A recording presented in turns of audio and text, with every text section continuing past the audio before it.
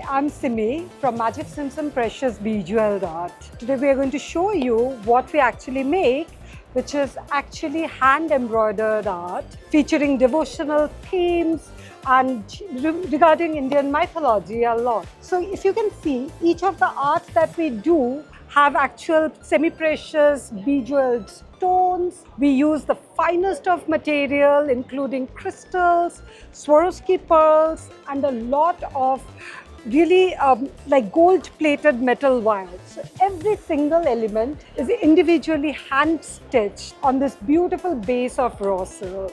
The main idea of having Magic Simpson Precious Bejeweled Art is we create the most spiritual devotional themes into cultural heritage. So using very ancient hand embroidery techniques, we create something which is heirlooms for the future.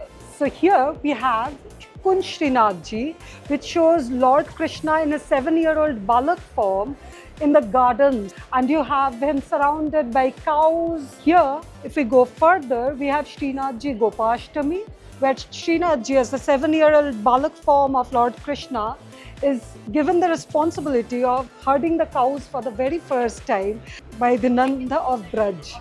Again, if we go further on, we have Sundarkand depicting Lord Hanumanji when he makes the gargantuan leap in search of Ma Sita. So you can see him going over the oceans, the Lanka in the background made of gold metal, if you can see in the background, and Lord Hanumanji with his precious bejeweled ornaments. It's a sight to be seen. Then we have here Sheshnag, the most spiritual form of Indian devotion. So you have the infinite symbol of Sheshnag who sings the praises of Lord Vishnu from all his mouths. So if you see, each and every detail has been intricately hand embroidered.